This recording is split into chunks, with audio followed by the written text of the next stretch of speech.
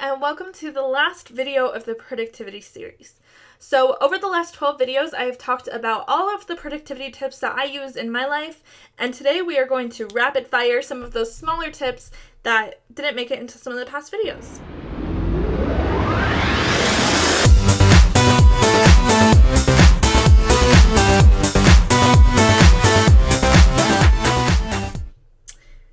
Number 1, I always set timers for myself because I am terrible at paying attention to the clock.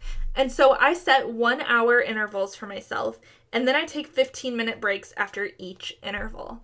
I've talked about block scheduling in the past, so I block schedule according to those intervals. I block schedule per hour, and then I give myself 15-minute buffers in between each event or each task so that I can take a break or, take the dog out or run to the bathroom or eat a snack or do whatever I need to do in order to get back into the zone of working. Number 2, automate what you can and schedule what you can't. I love automating, and there's a ton of tools like Zapier or If This and That help you automate a lot of the tasks that you do in your business or just in your life. There's also other things like online grocery shopping or ordering groceries, from Amazon or something that I have started to use more as I've gotten busier and as I've taken on more clients and jobs. So I try to automate as much as I can, but I also schedule anything that can't be automated. Things like laundry or things like vacuuming the house. Those just have to be done. So me and my husband schedule those out so that we don't forget to do them and so that we actually work them into our schedule, and that way our house doesn't go, completely disgusting. So every couple of days we vacuum and we alternate that task. Every night we do the dishes. And you don't necessarily have to schedule all of these into your calendar, but just having a simple routine in your mind and with whoever you live with, whether that's a husband or roommates or family or whatever, just having a routine that you kind of stick to can really help just keep up on regular chores and regular household activities. Number 3, overestimate how long things will take.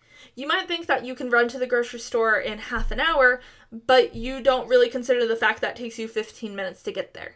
So when you are block scheduling or when you're planning out your week or your days, keep in mind that things usually take longer than you think because we're not very good at estimating time. So unless you've actually timed things out and written them down like we talked about in a past video, make sure that you're overestimating how long things will take. That way you'll be pleasantly surprised when they take less time, and then you have some extra time to, clean up a little bit or just relax and watch TV or listen to some music or do whatever you enjoy doing. Number 4, keep a notebook on hand for distraction thoughts. I am one of those people that I will start, writing a blog post or creating a video and instantly think of 20 other ideas. Instead of trying to push those out of my mind or, remember them for later, I just always have a notebook sitting on my desk where I can quickly jot those ideas down and come back to them at another time. I look through this notebook every single week, so my brain knows that it's a consistent thing, and the second I write it down in my notebook, it usually leaves my head, which means I have more room to focus on whatever task is at hand, and I don't have to worry about forgetting important ideas or good ideas by,